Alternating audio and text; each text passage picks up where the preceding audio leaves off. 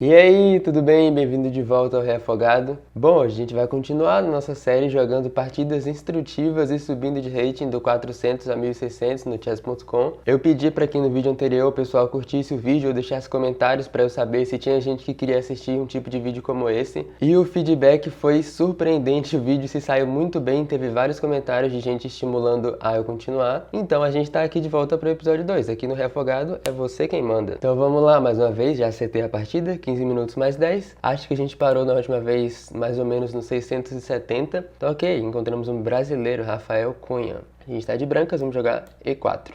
E vamos ver o que o Rafael joga contra essa abertura extremamente rara de se encontrar, né? E4.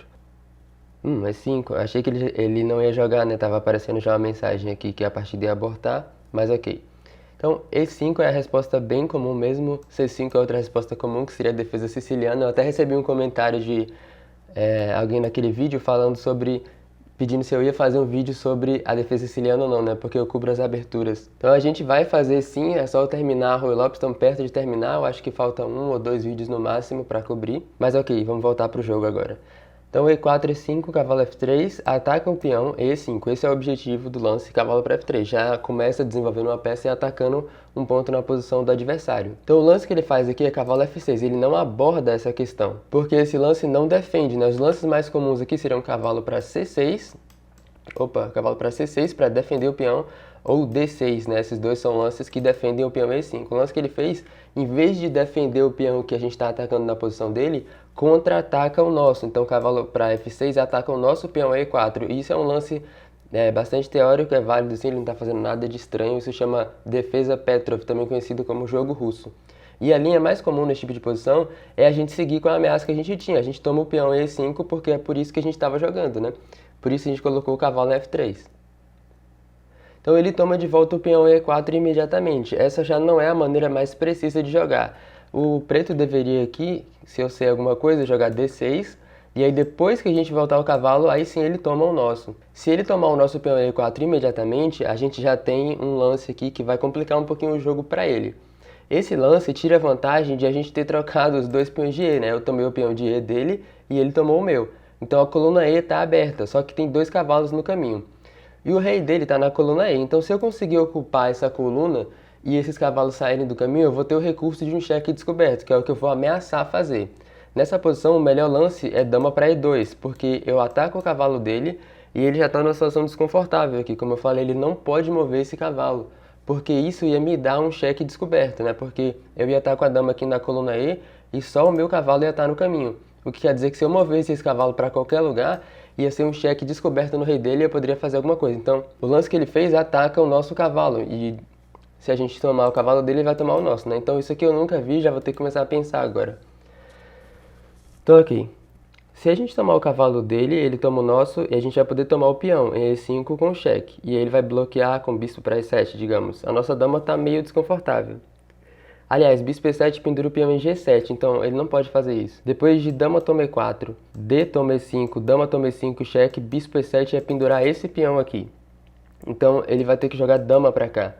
Aí a gente poderia tomar a dama dele, ele toma de bispo e segue numa posição no final, né? A gente vai trocar as damas e entrar no final, onde eu tenho um peão a mais. Então não acho que seja uma linha ruim para eu considerar. A outra coisa seria atacar o cavalo dele, né? Porque eu tenho o mesmo recurso se ele cair na armadilha. Então se eu jogar D3 aqui, em vez de tomar o meu cavalo ele mover o dele, aí eu tenho o mesmo recurso de mover o meu cavalo com cheque descoberto. Mas se eu jogar D3 e ele tomar o meu cavalo, aí eu vou ter que tomar o dele e a gente converte para uma posição totalmente simétrica. Ele vai ter um peão aqui, eu vou ter um peão aqui e minha dama está meio bagunçada na frente do bispo. Então eu acho que eu prefiro a outra linha, tomando o cavalo dele e ganhando um peão. Talvez a análise no final do vídeo que a gente vai fazer prove que eu tenho algo melhor nessa posição, mas eu não vejo nada além disso. Então eu vou tomar o cavalo dele e quando ele tomar aqui eu vou tomar mais uma vez para ganhar um peão. E aí a gente vê como o jogo continua. Ok, esse peão está indefeso, vamos tomar. E sai um peão a mais. Então acho que o melhor lance para ele é bloquear com a dama, certo? E agora a gente pode defender a nossa dama com D4, ou a gente pode tomar a dele, que eu acho que é mais direto, né? Então vamos tomar a dama dele, assim a gente converte logo para um final. E essa aqui é uma posição de final, né? A gente trocou um par de peças e as damas. e eu tenho um peão a mais, eu tenho esse 4 contra 3 aqui. Então, nosso objetivo a longo prazo vai ser tentar avançar essa maioria e criar um peão passado na ala da dama, nesse pedaço do tabuleiro aqui, e aí tentar promover esse peão passado. Mas isso é o nosso plano a longo prazo. A gente tem prioridades mais imediatas que essas, que são tentar tirar o nosso rei do centro, faz bastante sentido fazer o roque, e para isso a gente precisa desenvolver esse bispo, né? Então, a gente poderia jogar bispo B5 cheque, a gente poderia colocar o bispo em C4, colocar o bispo em E2. D3 é um pouquinho desconfortável por aquela mesma questão que eu citei no vídeo anterior, né? Acaba bloqueando esse peão, o que vai dificultar o desenvolvimento desse bispo escuro aqui. Eu não acho que eu tenha recursos ainda para escolher entre esses dois quadrados. Os dois parecem bons, então talvez eu possa atrasar um pouquinho todo esse plano aí, jogar cavalo C3 primeiro. E aí, digamos, cavalo C3 ele faz o roque, e a gente poderia jogar cavalo para cá, e atacar o bispo dele e atacar esse ponto aqui em C7. Aí ele poderia defender, talvez, é uma continuação possível. Então vamos fazer isso. Acho que cavalo para C3 é uma continuação um pouquinho mais flexível da nossa posição. A gente guarda as nossas opções para escolher um pouco mais tarde. E aí vamos ver como ele continua. Então se ele fizer o roque aqui, eu já estou pensando em jogar um lance como cavalo para o centro aqui, em D5, que ataca o bispo dele e ataca esse ponto em C7, que se a gente conseguir tomar, aí a torre dele vai estar encurralada lá no canto. Mas ele tem como defender contra isso, então se a gente jogar cavalo D5, ele joga bispo D6, salva o bispo e defende o peão. Então não sei se vale a pena isso. Então ele jogou outro lance, né? Desenvolveu o cavalo dele também, ok. Então, se a gente jogar cavalo D5 agora, ele vai poder, da mesma forma que eu falei, jogar bispo D6 e defender esse ponto em C7, de modo bastante direto. Então talvez agora seja uma boa hora para desenvolver o bispo para cá e cravar o cavalo dele, e aí tentar continuar de outra forma. Então, bispo B5 A6, eu já tenho talvez ideias de tomar, né? Eu perco o par de bispos, mas esses peões dobrados aqui talvez se tornem alvos. Essa é uma hora de você tomar uma decisão onde não tem muito, pelo menos que eu vejo, não tem muita maneira de diferenciar, né? Se bispo para B5 ou bispo para C4, qual dos dois é melhor. E em geral, nesse tipo de caso, os dois são bons. Então a gente escolhe um e segue, né? Eu vou jogar... Vamos ver. Vou jogar bispo B5 aqui, vamos ver como esse jogo continua. Por enquanto está tudo bem flexível ainda na nossa posição e o estado, assim, em geral, está bastante equilibrado, eu diria. O único fator, assim, bem diferente é que eu tenho um peão a mais. Então aqui, ele joga bispo aqui. A diferença é que, como eu não movi esse peão ainda, o meu cavalo não está cravado. Eu poderia jogar cavalo D5 agora e bater no bispo e bater no peão aqui ao mesmo tempo. E isso ia forçar o bispo dele a voltar, o que talvez seja produtivo para nossa posição. Digamos, depois disso, ele volta o bispo. Talvez a gente pudesse jogar D4 nesse caso, e aí ganhar um pouco mais de espaço no centro. Outra coisa que a gente podia fazer é mover esse cavalo aqui para o centro, em outro quadrado, jogar cavalo para E4.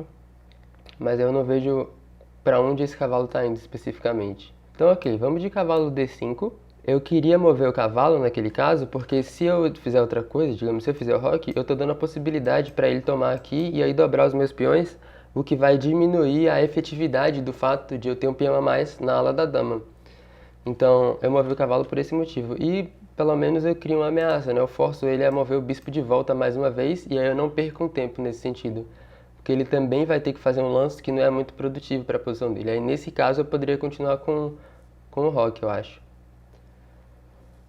E aí, tentar construir uma cadeia de peões no centro, né? Contestar um pouquinho mais de espaço, talvez jogar C3, D4, é um plano. O bom de C3 também é que eu impeço um pouquinho a mobilidade do cavalo dele. Se eu jogar C3, aí o cavalo dele não vai poder mais vir para nenhum desses dois quadrados que são meio desconfortáveis na minha posição.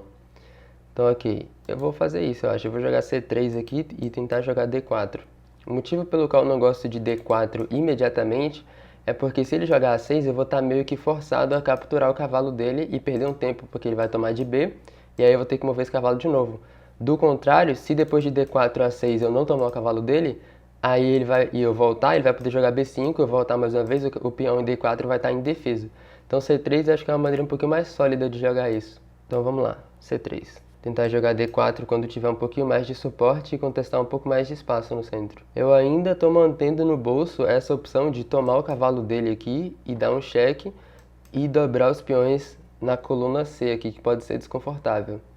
mas eu vou ter bastante cuidado antes de fazer uma decisão como essa, porque, como eu falei, para fazer isso eu vou ceder o par de bispos, o que numa posição aberta como essa pode ser um fator bastante grande. Então, é chegada a hora de tomar essa decisão. Já que ele jogou a 6, a gente vai ter que decidir o que fazer. Então, eu estou bastante inclinado a voltar esse bispo para algum lugar e não tomar o cavalo dele por causa desse aspecto de perder o par de bispos. Então vamos decidir para onde a gente vai voltar o bispo agora. Tendo decidido que a gente vai mover ele para algum lugar, vamos decidir para onde. Então C4 é uma opção, protege o cavalo e segue com os nossos planos. Aí ele teria um pouco mais, ele poderia ganhar outro tempo com B5. A4 é outra opção que é bastante flexível também, que mantém a cravada. E aí se ele quiser se livrar disso, ele vai ter que jogar B5, o que cria algumas fraquezas, né, nessa ala da dama aqui. A gente pode voltar o bispo para cá, de modo que ele também proteja o cavalo, como a gente estava falando, e o próprio bispo também está no quadrado defendido. Então acho que essa é uma opção um pouquinho melhor, vamos jogar dessa forma. E aí se ele jogar B5 agora, a gente vai poder voltar o bispo para cá. Então ok, ele fez o roque e saiu da cravada, agora o cavalo está livre para mover. Então, para evitar um cheque com torre para E8, eu acho que eu devo fazer o roque também, que é o que eu vou fazer. Porque eu não queria que ele jogasse torre 8 cheque naquela posição e aí me forçasse a mover o rei ou voltar com alguma peça para bloquear. Então aqui ele ocupou esse quadrado aqui com o bispo, tá olhando para toda essa diagonal. Esse é um bom posto para esse bispo aí, eu tenho que admitir. O que me faz acreditar que talvez eu deva considerar alguma possibilidade de trocar essa peça. Então se eu jogar o cavalo de volta para E3 aqui para atacar esse bispo e tentar se livrar dessa peça tão forte que ele tem, ele poderia voltar o bispo para G6. Meu cavalo fica no centro, mas fica bloqueando esse aqui, né? Então vamos continuar de modo um pouquinho mais flexível primeiro e vamos fazer aquele avanço no centro que eu estava falando e contestar um pouquinho mais de espaço. O bom desse lance é que previne ainda mais a mobilidade do cavalo dele. Agora o cavalo não pode vir para nenhum desses quadrados aqui no centro. Se o cavalo quiser mover, vai ter que ser de volta para cá ou para a extremidade do tabuleiro. Então a nossa posição está legal. A gente só tem alguns problemas para resolver. Especificamente, o nosso bispo em C1 não está fazendo nada. E, por consequência, a nossa torre em A1 também não está fazendo nada. Então a gente tem que resolver esses dois problemas, desenvolver o bispo e trazer essa torre para o jogo. Aí a gente vai estar procurando ocupar e contestar a coluna E, que é a única coluna aberta nessa posição. Então, em posições de final como esses elementos são bem importantes. Como só tem a coluna E aberta, quem tem o controle dela pode gerar... Então, ele já faz certo em ocupar essa coluna. Eu estava falando que quem tem o controle dela pode ter uma vantagem bastante grande, porque vai conseguir ocupar quadrados importantes. Então, ok, ele joga a torre para lá, a gente não pode contestar imediatamente, porque o nosso bispo ainda está no caminho. Então, vamos procurar desenvolver esse bispo para algum lugar. A gente poderia jogar bispo aqui, é bastante calmo, né? O bispo vai estar olhando para esses peões, ele meio que fecha essa cadeia, mas o bispo fica meio inativo. A outra opção seria bispo para cá, que oferece uma troca pelo bispo dele. E aí, se ele tomar, a gente tomaria de volta de cavalo. Outra coisa interessante é que o cavalo dele volta a estar cravado agora, porque a torre está no caminho. Então, ok. Bispo para F4 é certamente um lance candidato, bispo para G5 seria outro. Só que aí eu suspeito que ele possa só jogar H6, né, e forçar o nosso bispo a mover de novo. Ele vai ganhar um tempo em cima dessa peça. Então, bispo para F4 parece um pouco mais atraente. E aí talvez eu já tenha ameaças depois de bispo F4. Se ele tomar, a gente tomar de volta de cavalo, talvez eu já tenha ameaças de jogar D5 aí e tentar explorar o fato desse cavalo estar cravado a qualidade lá atrás.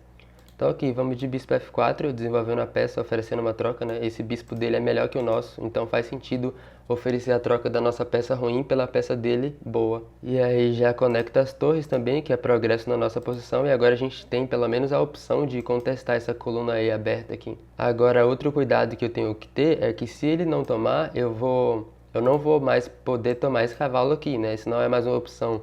Porque, digamos que ele jogue torre para D8, se eu tomar o cavalo, ele vai tomar de B, aí ataca esse cavalo vai ter que mover.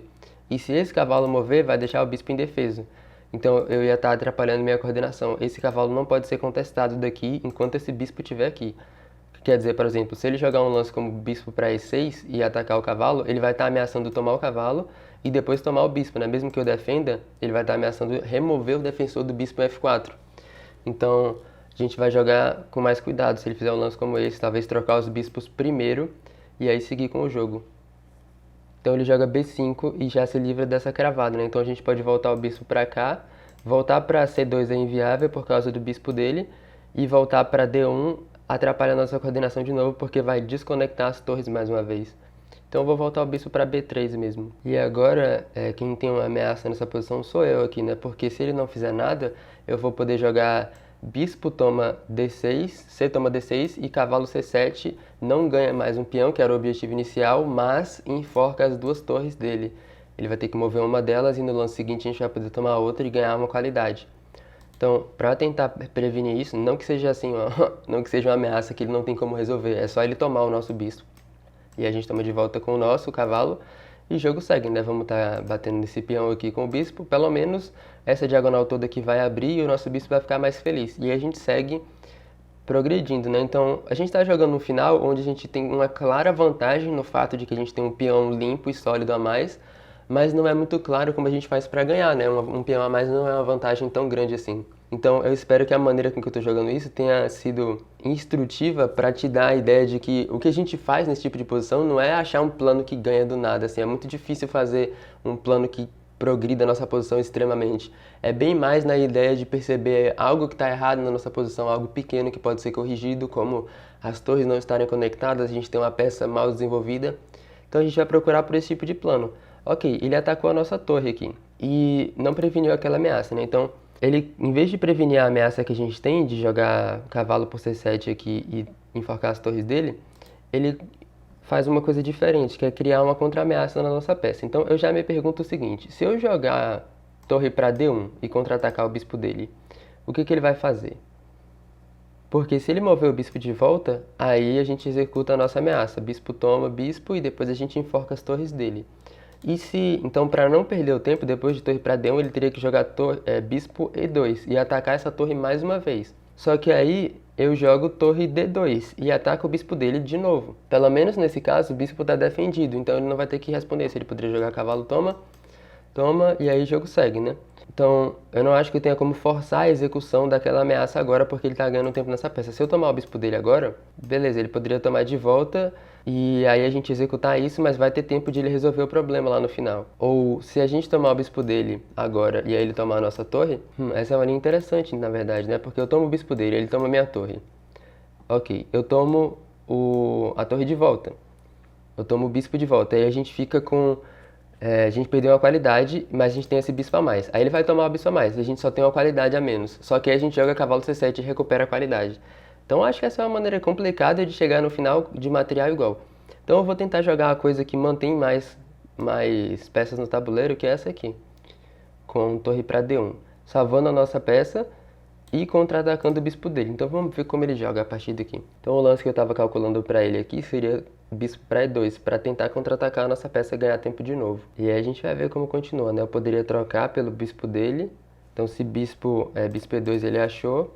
Bom, eu posso jogar a torre D2 aqui, né? E aí se ele tomar... É bom que se ele tomar o nosso bispo, a gente tomar de volta, já estamos atacando essa peça dele aqui mais uma vez. Isso é interessante. E a outra coisa é que talvez a gente esteja ameaçando a torre para D1 e é aumentar a pressão nessa peça. E essa situação aqui continua. Então aqui, vamos jogar a torre D2, salvar a nossa peça mais uma vez e continuar vendo aonde leva essa tensão entre os bispos aqui. Então vamos ver o que ele vai fazer agora. Bom, essa seria uma situação onde ele poderia trocar. Se bispo toma F4, cavalo toma F4, aí ele vai ter que mover o bispo mais uma vez. Mas resolve o problema da nossa ameaça, né? De estar atacando C7 lá. Porque... é meio que como se o nosso bispo, através do bispo dele, atacasse o ponto lá de trás em C7. O cavalo já está batendo aqui diretamente e o nosso bispo, através do bispo dele, também ataca lá. Então esse peão, de fato, está frágil. É um ponto bastante frágil na posição dele. Ok, vamos ver como isso aqui continua. Depois de... Vamos dar um lance para ele aqui. Depois de bispo toma bispo, cavalo toma bispo, ele vai ter que mover esse bispo de novo. Digamos bispo para G4 nesse caso. A gente poderia jogar H3, tentar ganhar um tempo nesse bispo e criar um pouquinho de respiro pelo nosso rei, que é algo bastante útil para fazer esse tipo de posição também, para prevenir ideias de mate de última linha, né? Porque enquanto o rei ainda estiver nessa posição aqui, os nossos dois reis, né, estiverem nessa posição que estão os três peões na frente, os dois lados têm ideias de botar uma torre na primeira linha ou na oitava linha e dar checkmate dessa forma. E aí tentar fazer um lance como H3 aqui ou G3 para que o rei possa subir num cenário como esse é algo muito produtivo para garantir que a gente não pendure nada lá na frente. Então, ok, ele finalmente fez um lance. Eu vou adiantar um pouquinho essa parte, porque ele pode levar o tempo que ele precisar para pensar, né? E aí, nem, como a partida é longa, não vale a pena manter todo esse silêncio. Então, ok, ele fez o lance torre para D8 aqui, o que permite a nossa ameaça, né? De fato, esse peão agora está no ar. Ele está atacado uma vez pelo nosso cavalo e mais uma vez através desse raio-x. Então, se eu tomar de cavalo aqui, o problema eu acho que é o fato dele poder tomar o nosso bispo, porque o cavalo também faz o papel de defender. Então, se eu tomar aqui e ele tomar o nosso bispo, vai estar atacando essa torre ainda, que é bastante problemático. E aí, se eu tomar a torre dele, ele vai poder tomar a nossa.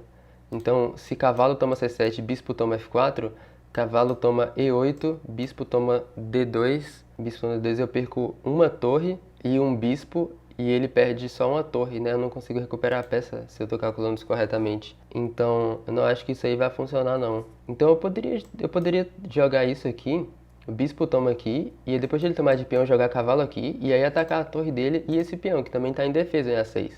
E aí ele tem que tomar cuidado, porque se ele mover a torre para F8, por exemplo, aí vai pendurar o bispo, a torre tem que permanecer na coluna E.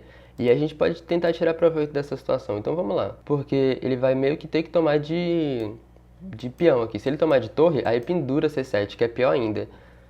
Pelo menos se ele tomar de peão, aí eu jogo cavalo C7 e eu não ganho peão imediatamente, né? Mais um no caso. Então vamos calcular essa linha. C toma aqui, C toma D6, cavalo C7. Bate na torre e bate em A6. Se ele mover a torre de fora da coluna E, a gente toma esse bispo aqui que vai estar em defesa. Se ele mover a torre para outro lugar que permaneça na coluna E, onde vai ser? Não pode ser esse quadrado por causa do bispo. Não pode ser aqui também, por causa do peão. Pode ser aqui, mas aí a gente talvez possa jogar F3 e aí tentar expulsar essa torre para mais longe. E outra coisa é, se ele colocar a torre num quadrado indefeso, aí trazer a outra torre para E1 vai cravar o bispo dele. A pressão na posição dele vai começar a crescer. Então, ok, tomou de peão, vamos jogar cavalo C7, como planejado, e bater nessa torre, e aí vamos ver o que ele joga, né? Se ele jogar torre 7, seria, eu acho que a tentativa mais forte, porque contra-ataca o meu cavalo aqui imediatamente. Mas nesse caso a gente vai só tomar esse peão aqui que está no ar. E aí tentar manobrar o cavalo de volta para o jogo. Enquanto o bispo dele continua sob aquela ameaça de a gente jogar a torre para E1 e cravar. Porque a torre dele aqui vai estar só defendida pelo cavalo, né? Que é meio frágil. A gente poderia lançar um D5 aí e tentar desestabilizar essa defesa. Então, digamos, torre para E7, a gente está fazendo bastante cálculo nesse vídeo, pelo que eu percebi. Então, esse é um bom exercício. Isso é porque o Rafael está jogando muito bem. Então, aqui, vamos calcular o que acontece depois de ele jogar a torre para E7. Então, torre E7 ataca o cavalo. A gente vai jogar cavalo toma 6. Digamos, torre para A8, atacando o cavalo mais uma vez, a gente volta o cavalo para B3 e oferece uma troca pelo cavalo dele. A gente vai ter que oferecer essa troca aí, não tem mais para onde voltar o cavalo. Cavalo toma, peão toma, é uma posição ok, eu diria. A gente mantém esse bispo aberto, vai ter esses peões dobrados aqui, mas a gente vai ter 2 peões a mais, então acho que vale a pena por esse defeito estrutural aí, por um ganho de material um pouquinho maior. Então ele jogou o lance que a gente estava calculando, torre aqui.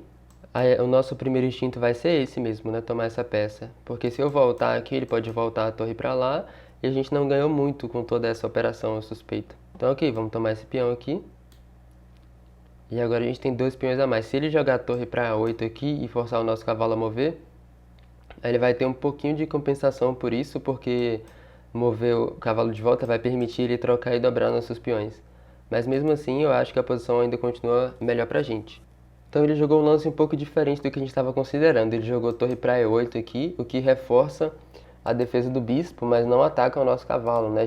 A gente poderia considerar aqui jogar cavalo de volta para cá. Ah, na verdade não. Eu ia falar isso no sentido de que se ele tomasse, aí perdia a defesa do bispo. Mas aí a outra torre vai estar defendendo.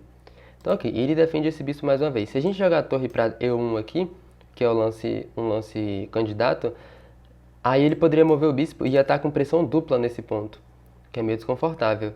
Então eu argumento que a gente deixa essa situação aqui como tá por enquanto. A gente poderia atacar o cavalo dele, é uma opção. E aí o cavalo vir para cá e ia desconectar as peças dele, né? Então o bispo ia estar em defesa. Então depois de bispo aqui, ele poderia voltar o cavalo para esse ponto, o que é bem desconfortável. Se voltar para cá eu troco. E aí simplifica uma posição na qual eu tenho material a mais. Se eu jogar isso e ele mover o bispo, ele vai estar ameaçando torre para E1, que ia levar um mate de última linha, né? Mas eu poderia tomar, eu poderia jogar aqui. e jogo que segue, né? Então vamos lá, vamos de bispo D5. Eu posso estar cometendo um erro aqui, mas vamos ver o que acontece, vamos ver se ele consegue provar isso, porque eu não vejo exatamente como ele explora o fato dele ter toda essa construção aqui na coluna E. Então ele moveu a torre de volta para defender esse ponto, para defender o cavalo, né? Agora a gente já poderia trocar aqui e mover o cavalo de volta, e aí bater na torre dele e simplificar um pouquinho a posição, o que eu acho que faz bastante sentido, já que a gente tem 2 peões a mais, né? Então vamos lá, vamos trocar e bater de volta nessa torre aqui quando ele tomar de volta. A gente contra-ataca aqui e aí depois a gente vai jogar a torre para E1, atacar esse bispo mais uma vez, oferecer uma troca pela torre dele e vamos ver como esse jogo continua, né? Porque eu acho que ele tem que ter bastante cuidado agora para voltar a torre para a última linha, para responder torre 1 com torre 8, que defende esse bispo dele mais uma vez. Porque, digamos, por exemplo, se ele jogar a torre C7 agora, eu jogo torre 1, o bispo dele está cravado. Então ele não fez o que eu falei, né? E aí, como a gente continua? Depois de torre 1, como ele salva esse bispo aqui? Porque a torre está em defesa atrás. E o bispo vai estar atacado 2 vezes. Então vamos ver, né? Vamos ver. A minha torre também está em defesa. Só que se ele mover o bispo para tentar liberar um ataque, vai ser a minha vez. Aí eu vou tomar a torre dele. Então não é como se eu estivesse voluntariamente entrando no caminho de raio-x aqui. Eu estou fazendo uma cravada na peça dele, porque a torre dele está em defesa atrás. E agora a situação já é bem complicada de resolver, né? Porque, como eu falei, ele tinha que ter bastante cuidado em para onde mover essa torre. Por exemplo, no caso aqui, quando a torre dele estava aqui, voltar. Então ele volta a torre para defender a outra agora, só que esse lance é ruim por múltiplos motivos. Primeiro, não tinha como evitar, mas ok. Primeiro eu tomo isso aqui, é uma opção, e a outra coisa é que entra no caminho desse ataque duplo ainda. Então ok, vamos tomar o bispo dele, que é a maneira mais direta de ganhar isso aqui. A gente já tinha 2 peões a mais, agora temos uma peça a mais, estamos ameaçando o mate de última linha na posição dele. Então ele deve ou subir um peão para fazer espaço para o rei, ou voltar a torre para a defesa da última linha. E aí a gente vai fazer a festa com esse cavalo a mais que a gente tem, devorando os peões dele. Porque as torres vão estar uma defendendo contra o ataque da outra e o cavalo vai passear, né? Então ele voltou a torre para defender a última linha. Acho que aqui a gente já pode jogar cavalo D5 e aí estamos ameaçando o cavalo E7, que é enforcar o rei e a torre mais uma vez, então já é outra ameaça que ele tem que responder. A gente vai começar a colocar bastante pressão na posição dele agora. Então ele jogou torre para A8 para tentar sair dessa operação toda. Ele está batendo nesse peão, mas o que a gente tem que reparar é que ele não está ameaçando tomar, certo? Porque a torre dele já está atrelada ao papel de defender a última linha. Se ele tirar a torre da última linha, a gente vai dar mate. Então essa aqui é uma ameaça fantasma, esse peão está perfeitamente defendido pela tática. Então a gente poderia entrar com a torre nesse quadrado aqui, atacar a torre dele e atacar esse peão também mais uma vez. E se ele entrar na defesa, a gente vai tomar do mesmo jeito, porque de novo a torre dele não pode abandonar a última linha. Essa é uma situação bem desconfortável de se estar aqui. Se ele jogar a torre B8, parece que defende o peão, mas a gente vai tomar. Ele não pode tirar a torre da última linha, como eu falei, e aí a gente vai ganhar mais um peão. Depois esse aqui vai ficar difícil de defender também. Eu acho que uma tentativa para ele aqui seria mover um peão agora, porque isso meio que refuta a minha ideia.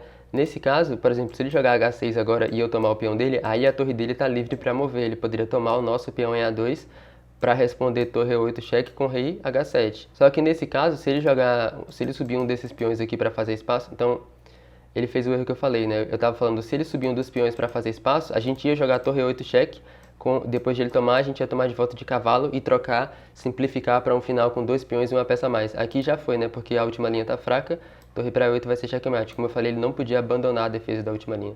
Então, ok, parabéns pro Rafael Cunha, ele jogou muito bem. Então, eu mandei uma mensagem no chat aqui, eu não sei se ele viu, mas avisei que ia estar numa partida analisada no YouTube. Então, agora vamos para a análise e ver o que aconteceu, ver onde a gente podia ter melhorado. Então, como suspeitava, a gente jogou uma partida muito boa, não cometemos nenhum erro do início ao final. A nossa posição foi só melhorando, se você for ver o gráfico da avaliação, ele vai só subindo ao longo da partida toda, porque a gente foi jogando nesse estilo mesmo, de fazer melhorias progressivas na nossa posição, reparar o que há de errado, melhorar, reparar o que a gente pode explorar na posição do oponente e melhorar. A gente jogou o final de um estilo bastante metódico e conseguimos ganhar dessa forma. Então aqui, vamos dar uma rápida analisada no que aconteceu. E4, E5, cavalo F3, cavalo F6 e aqui a gente ele tomou de volta imediatamente, o que não é recomendado, né?